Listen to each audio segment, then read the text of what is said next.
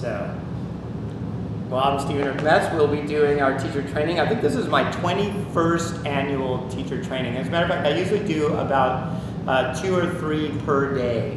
So, I mean, per year, sorry, per day would be hard. 2 or 3 per year, so however many that is, that's how many I've taught. We are going to go over all of these different aspects of the training and different questions that you may have.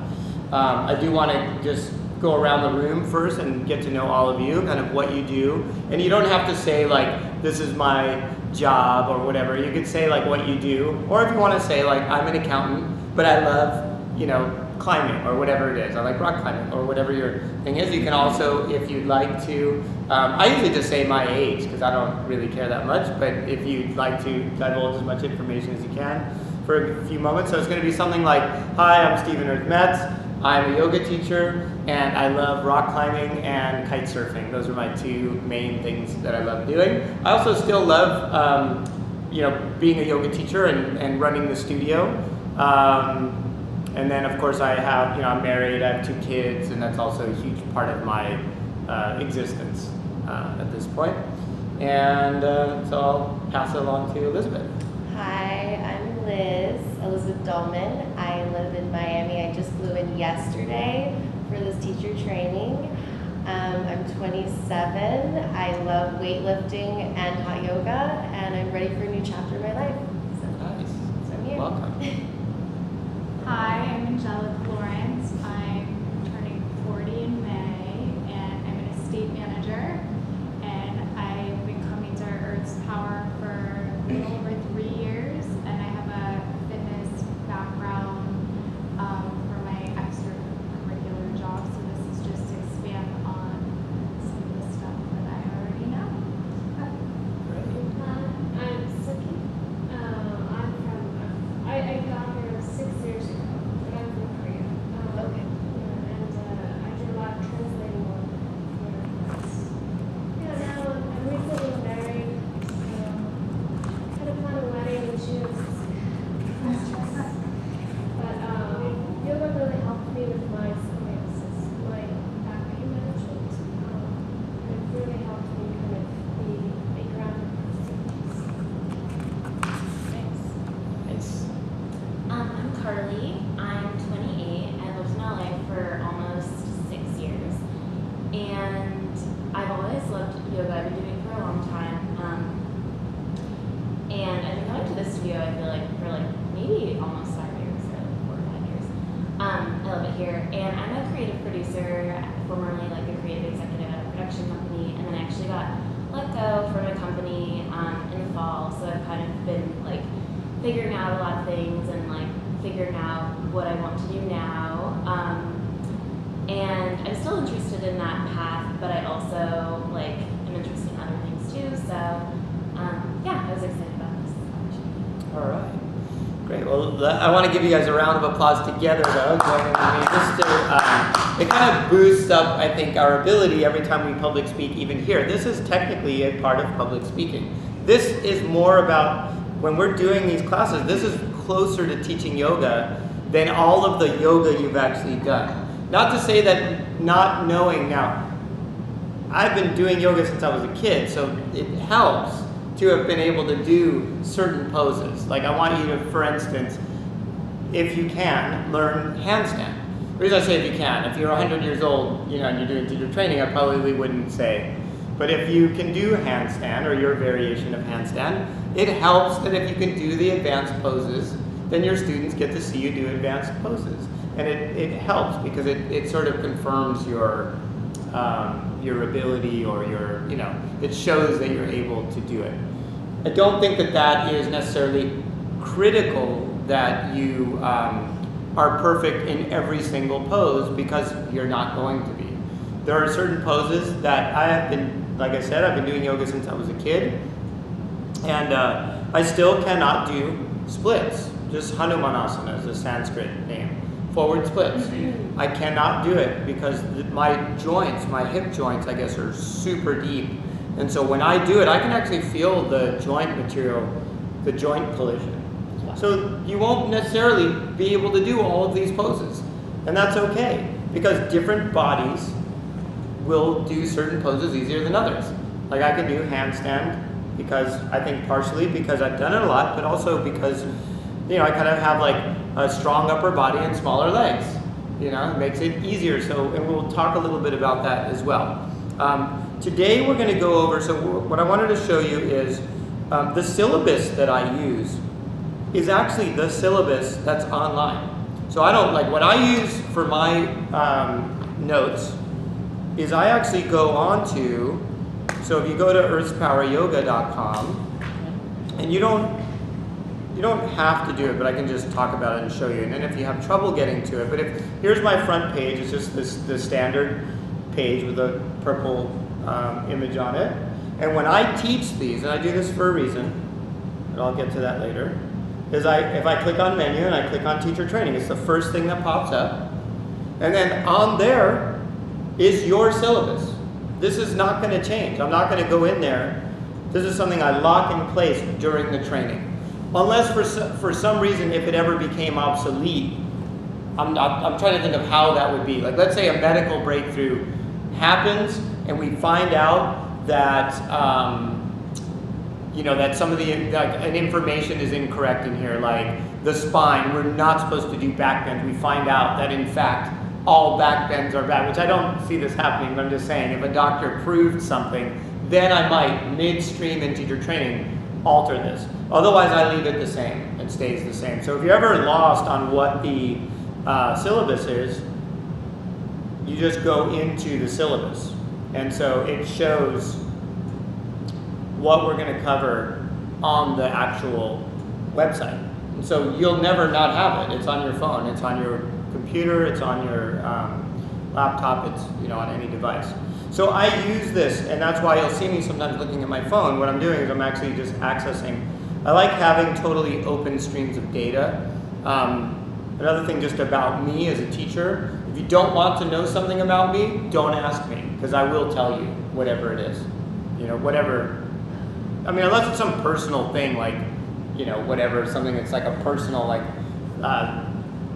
that's not your information, like sexual thing or something, I probably won't answer that. But other than that, I'm going to tell you. You know, do you ride motorcycles? Yes, I do. Do I surf? Yes, I do. Oh, you do regular sports? Yes. You know, whatever it is. You have kids? Yes. I'm not going to hide that stuff. Do you have sex? Yes. I don't want to hide anything as a yoga teacher. That's always been the way that I am. So I just want you to know that about me as a teacher. I don't know whether that has cost me any students or not. Actually, I'm sure that sometimes it has. For instance, I'm not vegan. That has upset some of my students. And they're like, how could you not be vegan? Well, I'm not. It just doesn't work for me.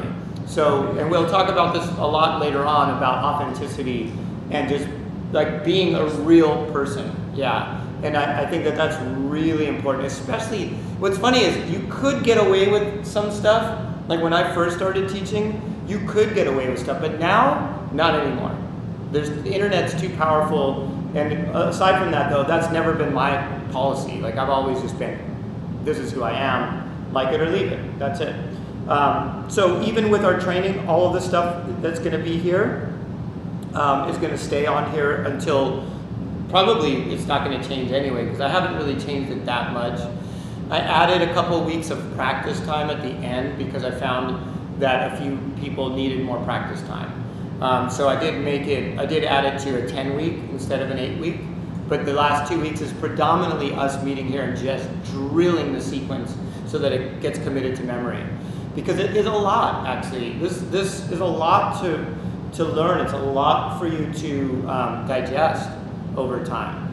And if you think that like this training, like you're just gonna walk out and you're suddenly gonna be like a great teacher right after the end of the 10-week program, it's gonna take some time. It's gonna be some like getting your feet wet, you're gonna stumble, you're gonna forget one side or whatever, you know, you're gonna do warrior one on the right side, but you're not gonna do it on the left side and the student's gonna say, hey, you forgot they'll like point to their leg or something.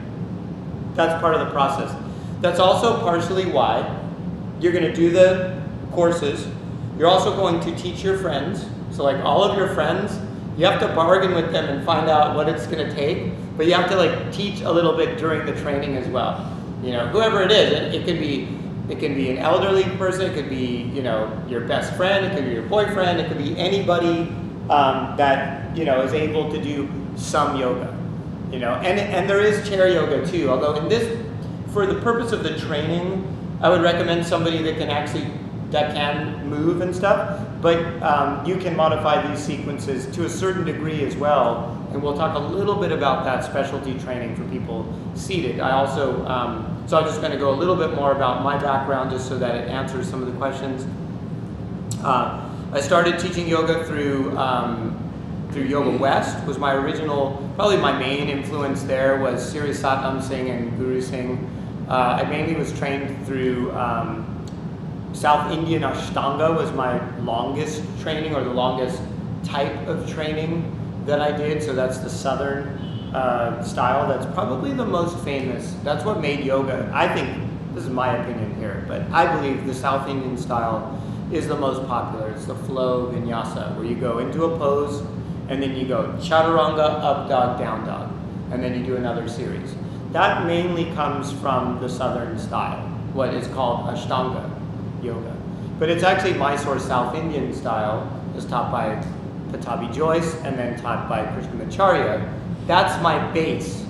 That is not what I'm teaching here. This is my own sequence, but that's where I got most of what we do here. There's a little bit of Chinese influence and a little bit of martial arts, as well as Western fitness, like just straight up abs, like doing bicycles, friends, what we call bicycles, because it's really effective.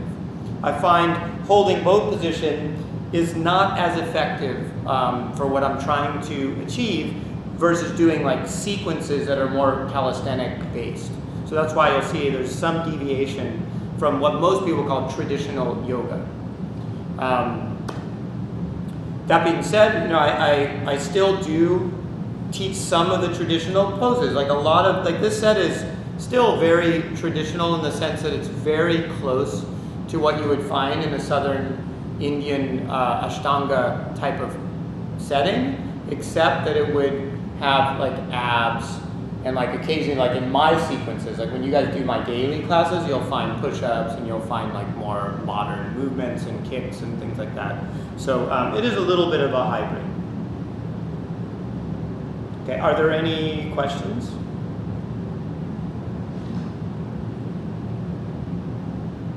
So far, not yet. Okay, they'll start coming, I'm sure, as you get more comfortable with it. I'm going to give a brief history, just a small history of yoga and how far I have found yoga to go back. Now again, there are a million different ideas of how old it is. Everyone likes to say something is really, really old. For whatever reason, they believe, I think that it gives it validity. I was only able to date yoga back when I went to India, and I went to temples actually to see, like, I wanted concrete, like in stone proof of how old yoga was. As far as I could see, like postures, I could only get back to about 2,000 years, personally. That's all I could physically see. Now, it may be true that it is older. I believe this style that we're doing now is somewhere around 100 years old. I don't think it's much older than that, personally. That's my opinion. Because the way it's being taught now versus the way that it was originally, like asana, meant seated originally. Because you would sit and meditate. And it was, asana is like sitting down. It was like seated position. So we have changed what originally was yoga in the East. We've modified it into something completely different than it originally was. That doesn't mean it's bad. And the fact is, 100 years is a long time for something to exist in its very similar form. Like, it hasn't changed that much. But yoga is probably older. Again, I didn't travel every section of India. I just can say that from what I saw in India, I could only go back about a couple thousand, like 2,000 years, which is, again, still very old. Yeah. So now we correlate the word asana with the postures that we Yes. do. So it was originally asana was just sitting. Yeah, like on your Like, os. Yeah. Yeah, like that's a Oh, good wow. way to think So it about has, it. we've just changed the definition. of And the yes, word. we've changed the Wow. definition. And what it originally was probably more like a pose if someone would meditate in. Like they would go into, let's say they were really into, let's say, the structure or the symbol of a pyramid or something like that. So they would go into triangle and meditate in the pose Oh, for a wow. long period of time. Or they would go into like Virabhadra. Virabhadra is like a warrior. He's kind of like a Batman type of symbol in a way. He's like a warrior. We call it warrior pose, Virabhadrasana. Originally, though, Virabhadra was like Superman or something, you know. So he's like a symbol of that East Indian ideology. And then now we call it warrior, which is the translation, but it's actually not really the correct translation of it. It seems like if you go back into like the Indus Valley and you look at the original martial trainings, where I could see a lot of the yoga warrior forms, like the standing warrior 2, warrior 1, the lunges, you know, a lot of that stuff is like sword fighting katas. Those, I believe, are as old as sword fighting is. So that's thousands of years old. And so if you take a sword fighting kata, let's just say warrior 2, you know, I mean, this is a sword fighting position, right? It's a, you know, warrior 1, you know, warrior 2, and I have a martial arts background. I can tell you that those poses, because necessity is the mother of invention, those poses probably are thousands upon thousands of years old, because you're taking something that was necessary. You needed to learn, right? We needed to learn how to fight, because especially in the Indus Valley, where like you know, raiders would come in from the north and from the west and invade India. It's a long history of this. It's like a known fact. And so you can see actually in some of the towns, some of the carvings and some of like yoga positions that are carved into the walls. But that, again, was it martial arts or was it yoga? And what was the intention? You know, so it's hard to really put a concrete date. Oh, this style, warrior 1, chaturanga, up dog, down dog, is 5,000 years old. My guess is it probably isn't. So I think it's more like that's probably like a little over 100 years old in its current form, but its roots, just like jiu-jitsu or whatever, its roots go back to the samurai. And these roots most likely also go back to sword fighting katas and what's it called? Kalari. The Southern Indian, the East Indian martial arts form that we call Kalari in the West. The warm-ups to Kalari is sun salutation. The warm-ups for my martial arts class, like people ask me, why did you get, like I got into martial arts when I was 10. My martial arts teacher made me do yoga before doing martial arts. That was the training. Okay. Now, if you want to go back in time to like the early Vedic writings, they mention seated asana in Vedic writings, and that goes back thousands of years. That you would sit on a tiger skin. They talk about this like rolling out a tiger skin, which today is politically completely incorrect. But the proper thing was you do yoga on like a skin of some kind. As a matter of fact, even the Kundalini, which is now from the Punjab, they actually still practice on a sheep's skin. Have you guys seen that? It's like a traditional thing, a white sheepskin. To this day, most of them still practice on a sheepskin. And I'm like, well, you're vegan, isn't that, what's going on with that? And then they would say something like, yeah, but I'm doing a holy practice over it, so it's like blessing the soul or whatever. And I'm going to remain neutral on that. I'll let you guys decide what to do with that. But anyway, so that was an interesting thing. But that goes back to its original, that you would do yoga on a skin of some kind. And I'm not sure exactly why. If we look back to like the East Indian Army, we do know, for instance, that some of the training, and there is actually a direct relationship between this history of yoga and Southern Indian military training, because Alexander the Great invaded India. Right? Did you guys know that? He actually went into India and was stopped by the Indian army. Right about where this yoga comes from, Mysore, South India, the Tungabhadra River, according to my study. And I spent a good long time researching this, because I wanted to, not only did I study it academically, I also did go to India because I wanted to actually go there and investigate it and see what I could find. I was just curious. And so I found out that even the toga, the East Indian sari, the sari is related to the toga. In the same way that if America goes to Iraq and we invade a place, we come back with some of that stuff, right? Like the army, somehow that culture, we bring stuff back. In the same way, we also left stuff there, right? So the same thing happened between, as far as I can only talk about the southern part, between Alexander the Great left some of his Greco-Roman wrestling tradition that then influenced what we now know as our East Indian Southern Vinyasa flow style. The reason that this seems to be true is because there's a long tradition of East Indian wrestling, and it's similar to Greco-Roman wrestling. Very similar if you study the two. So there are very few sports that require this level of flexibility. One would be yoga itself. The other one is dance. And the other one is wrestling, extreme flexibility. Wrestling does require this ability to really, reach your arms in these particular movements.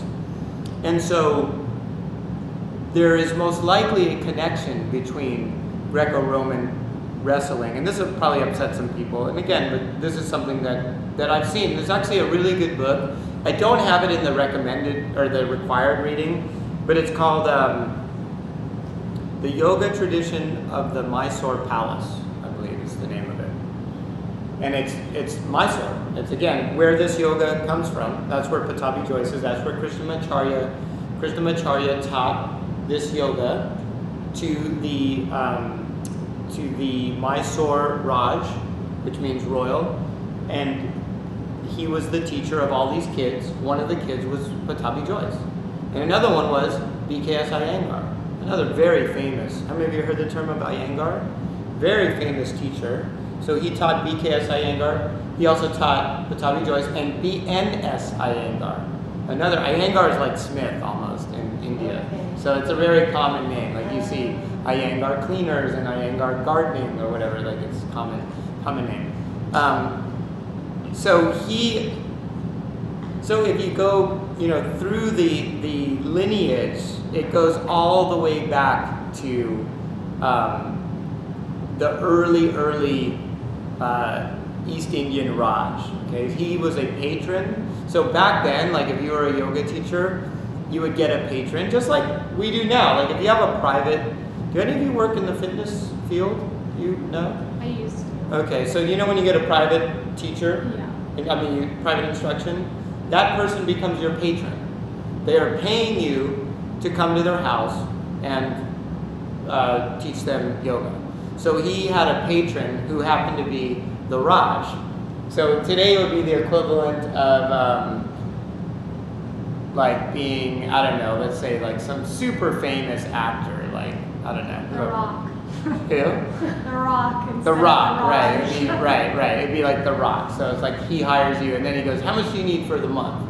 I'll tell you what, you could stay next to, you could stay in my little guest house. I'll just pay you, for the month and just teach I run this youth program, teach all the youth, and I'll just cover all your expenses. Something like that is what happened from what I understand.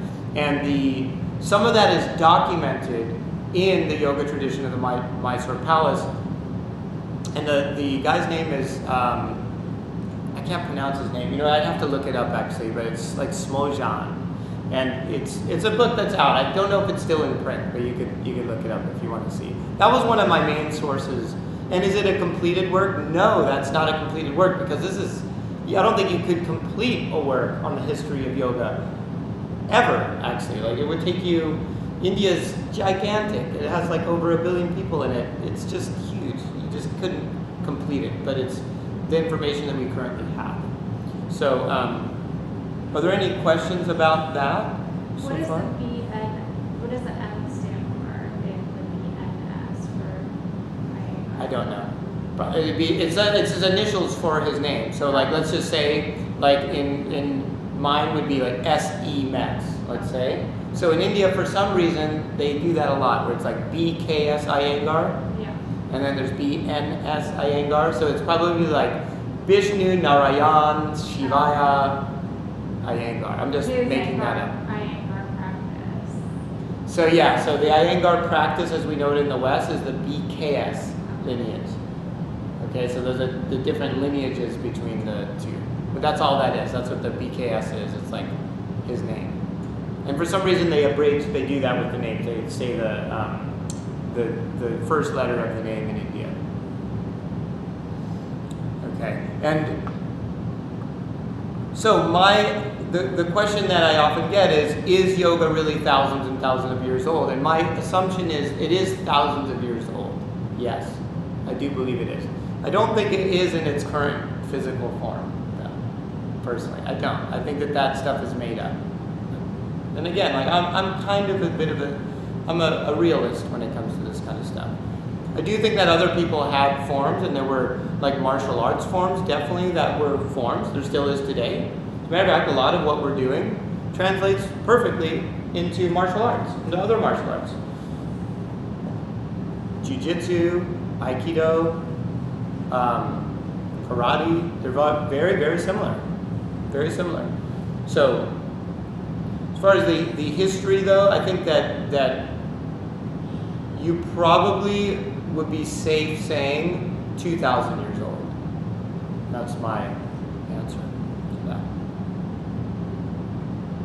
Okay, are there any more questions? Okay, I'm gonna just keep going. I'm not looking at notes, I'm just making sure that I'm covering all of these different topics. All right, so let's do a little bit of meditation now. So this is gonna be the Soham meditation. And this is like a bit of a chant more. This is a little more like, it's basically like a chanting style. So what it means in English, so the original, I'll just give the history of it. When a little baby is in gestation, when it's still an infant in the mother's womb, they say that the heart is beating to the sound Koham, which is a Bij mantra. So like, you know how, so a root sound isn't necessarily a chant like Om Namah Shivaya. That's a chant saying like, I call on Shiva. Versus a Bij sound is more like, when you were a kid, you would just go like, you would just buzz. So a Bij sound is more like that. It's like the sound that you might hear in nature, or something related to that. A root sound. Or what's another one? You ever hear like a electric line that is buzzing? So that's a Bij sound. So for, I believe it's 6 months, they say, the baby's heart is beating. And again, don't quote me on the time, but somewhere around there, the heart beats for Koham. That's the sound that is asking, who am I? It means the soul is not in its actual body yet. Like the soul hasn't it hasn't incarnated, right? Incarnate, it's not in the flesh. Once it does become in the flesh, so once the soul has chosen to live this life, then it beats to the mantra Soham, which in English is the word I am. So I am is the mantra for like self-awareness. And so that meditation, Soham, is also, oddly enough, and I don't know how these things are, somebody thought all of this stuff up, I would guess, and channeled it. Soham is also the sound, the Bij sound, of breathing. So it's like this. Right? So it's kind of like a, right? So that's the root sound of that mantra. Okay? So kohum to sohum, when the soul realizes its body, that's when it actually becomes sohum. Okay, so we're going to try that as a meditation. Then we're going to start with some breathing though, because I usually will prepare for the breathing exercises. So we'll breathe together. So we're just going to go like this, bring your arms in, and go like this.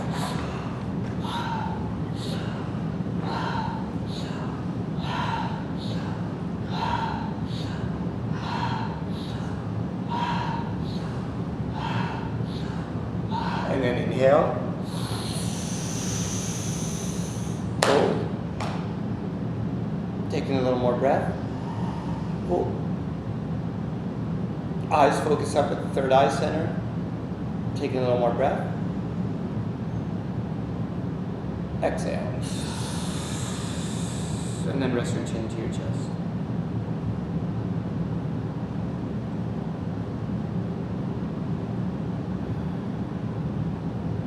Now, gently open your eyes. Now, one of the reasons that I find for getting points across with yoga and spiritual training, I remember always hearing other people talking about experiences, but never really feeling the altered mood, like feeling this oneness or whatever. And when God awakens your soul in all his bliss and all this, and I remember being in like a temple and just saying, what is he talking about? What is this guy talking about? Why am I here? I'm bored, whatever. I was a kid, I didn't want to, and then I started doing yoga and I started getting to experience a little bit more. So we can continue with that. For now, let's pause it because it's just going to be us practicing again. And that's where I usually pause the recording because, I don't know, I just feel like it's the right thing.